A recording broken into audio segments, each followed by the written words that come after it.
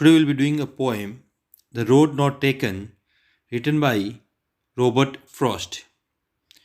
Robert Frost was an American poet, and this is one of his famous poem. So we'll start with the word to word explanation. Two roads diverged in a yellow hood, and sorry I could not travel both, and be one traveler. Long I stood and looked down one as far as I could to where it bent in the undergrowth. So basically, this poem is all about our choices. The main theme of this poem is that in our life, whatever choices, whatever decisions we make, it impacts our future. Our whole life depends on our choices. So let us go with the word to word explanation of this poem. In the first stanza, the roads diverge in a yellow hood. So the word diverge means to divide. Yellow hood indicates yellow forest, and here the word yellow means it is the season of an autumn when the leaves are not green, they are brownish and then yellowish.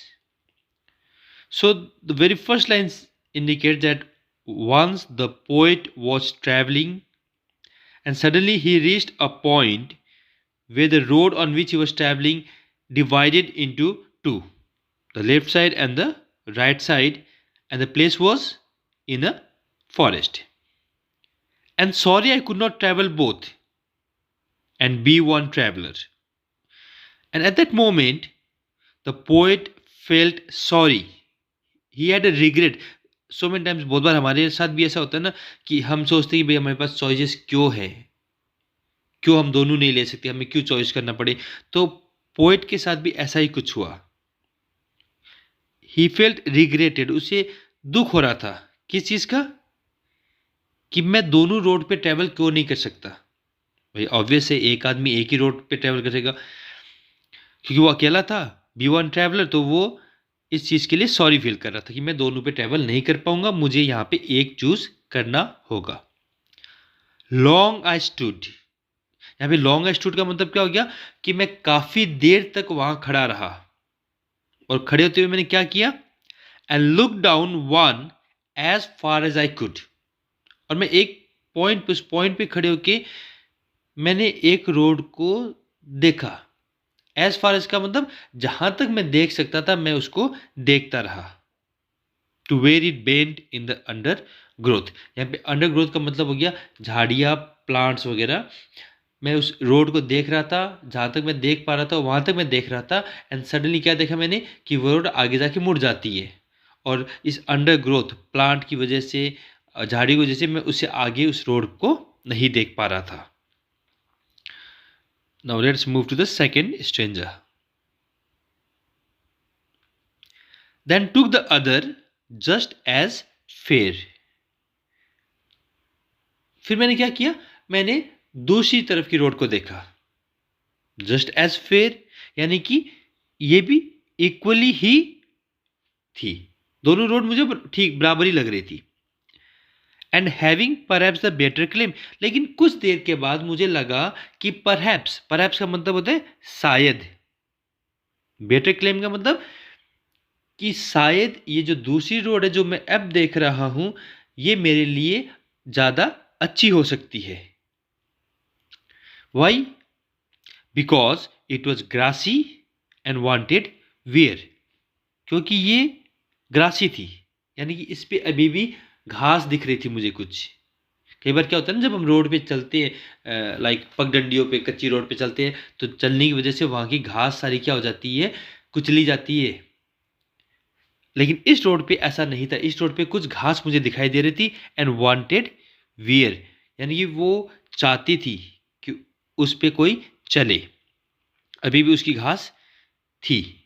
Now if you see this wanted wear, it is a literary term. इसको बोलते हैं alliteration.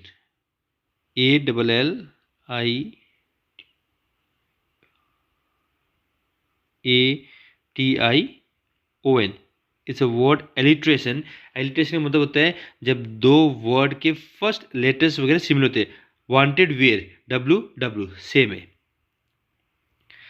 So so again if I explain the second stanza in a very brief manner, जब मैंने दूसरी road की तरफ देखा तो भी मुझे इक्वली लगी, लेकिन फिर कुछ देर बाद शायद मुझे लगा कि ये रोड मेरे लिए ज़्यादा बेटर रहेगी। क्यों? क्योंकि इसके ऊपर अभी भी कुछ घास थी और मुझे लग रहा था इस पे कम लोग चले हैं। Though as for that the passing there had warned them really about the same. लेकिन फिर मैं जब कुछ देर उस रोड पे चला तब मुझे रियलाइज हुआ कि नहीं, इस रोड पे भी काफ़ी लोग चले हैं। अब यहाँ पे एक मीनिंग क्या निकल के आता है कि कि कई बार हम कुछ सोच लेते हैं, लेकिन जब हम उस पे चलते हैं, आगे बढ़ते हैं, तब हमें रियलाइज़ होता है कि नहीं, इसमें भी कुछ चैलेंजेस हैं। पहले मुझे वो रोड अच्छी लग रही थी, घास उगी हुई थी, मुझे लगा कि बहुत कम लोग इस पे चले हैं, चलो इस पे चल के देखते हैं। बट फिर जब मैं आगे गया तब मुझे पता चला कि नहीं, इसमें भी काफ़ी डिफ़िकल्टीज़ है, इसमें भी काफ़ी challenges है। Okay, let's move to the third stanza. And both that morning equally lay in leaves, no step had trodden black. Now I'm talking about the day. उस सुबह की बात करूं जब मैंने दोनों रोड में से डिसाइड किया था। अब डिसाइड किया था उस टाइम कंडीशन क्या थी?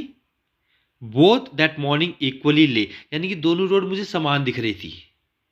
In leaves no step had trodden black, यानी कि वहां पे पीले पत्ते वगैरह गिरे हुए थे।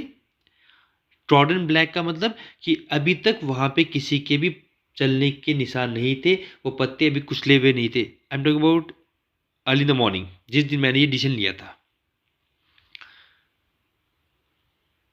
मीन्स मुझे किसी के चलने के पाँव के निशान नहीं दिख रहे थे उस दिन, दोनों के ऊपर पत्ते गिरे हुए थे। तो this indicates that in life we have to take our own decisions, हमें खुद अपनी एनालाइज से डिसीजंस लेने होते हैं। Oh, I kept the first for another day. तब मैंने डिसाइड किया कि जो फर्स्ट वाली रोड है वो मैं किसी दूसरे दिन आके चलूंगा इस पे। ये सिर्फ पोइट का एक अपने आप को समझाने का तरीका था। सपोज आप 10th पास आउट करते हो, आप साइंस के साथ मेडिकल ले लेते हो, आप आगे की पढ़ाई करते हो, then you realise after 2-3 years कि नहीं, मुझे तो सीए बनना है, बट इट्स टू लेट, आप नहीं चल सकते उस पर। The same thing is with the poet, वो सिर्फ अपने आप को समझा रहा है। I kept the first for another day, उसे पता है कि मैं कभी नहीं आ पाऊंगा। Yet knowing how way leads on to way, हम पता है कि हम जब एक रोड पे चलते फिर आगे जाते, फिर डिवीजन आ जाएगा, फिर आगे हम ऐसे चलते रहेंगे। आई doubted if I should ever come back, मुझे पता था कि मैं वापस इस पॉइंट पे नहीं आ पाऊंगा, क्योंकि life is a process of ongoing process. हम आगे बढ़ते जाते, हम पीछे नहीं आ सकते। जो डिसीजन हमने लाइफ में ले लिया उसे हम चेंज नहीं कर सकते। लेकिन फिर भी वो अपने आप को समझाते कि मैं किसी और दिन आके इस पे चलूंगा। The last stanza, I shall be telling this with Sai, and the poet says कि मैं ये साई का मतलब है सांस भरते हुए, जैसे मैंने उस दिन ये किया, मैं ये कहूंगा लंबी सांस लेते हुए। Somewhere ages and ages hence, ages and ages का मतलब a long long time after this, कई सालों बाद मैं ये बात कहूंगा। क्या कहूंगा? Two roads diverged in a wood, कि दो रोड जंगल में जा रही थी, मैं सिंगल रोड पे चल रहा था और वो डिवाइड होके दो हो गई थी। And I took the one less travelled by, और मैं उस रोड पे चला जो कम चली हुई थी, जिस पे कम लोग चलते हैं।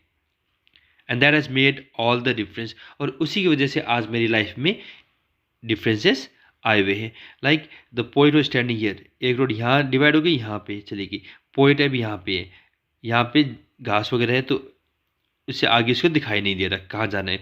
अब पोइट ने एक रोड ले ली, अब वो कह रहा है कि I took the one less travelled. यानी कई बार क्या होता है कि मतलब पोइट कह रहा है कि मैं पोइट बना, बहुत कम लोग होते हैं जो पोइट बनते हैं या राइटर्स बनते हैं, एक कॉमन सा फील्ड है वो नहीं चूज़ किया, and that has made all the difference. और हो सकता है उसी की वजह से मेरी लाइफ में ये आज सारी डिफरेंसेस है, लेकिन मैं ये कब बता पाऊंगा, एजेस एंड एजेस के बाद में।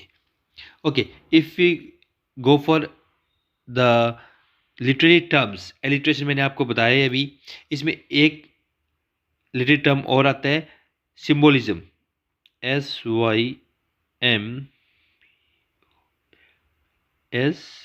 सिम्बोलिज्म। सिम्बोलिज्म होता है कि हम किसी चीज़ के साथ सिम्बोलाइज कर रहे हैं इस पोएम को। तो हालांकि पोएट ने इस पोएम में दो रोड के बारे में बताया है, बट एक्चुअली ये सिम्बलाइज कर रही है किसको, हमारी लाइफ को, हमारे लाइफ के चॉइसेस को, ठीक है। And alliteration I have told you, and the rhyming scheme, अगर हम राइमिंग स्कीम की बात करें इस पोएम की, राइमिंग स्कीम क्या है इस पोएम की, A B AA B, ये इसकी राइमिंग स्कीम में है।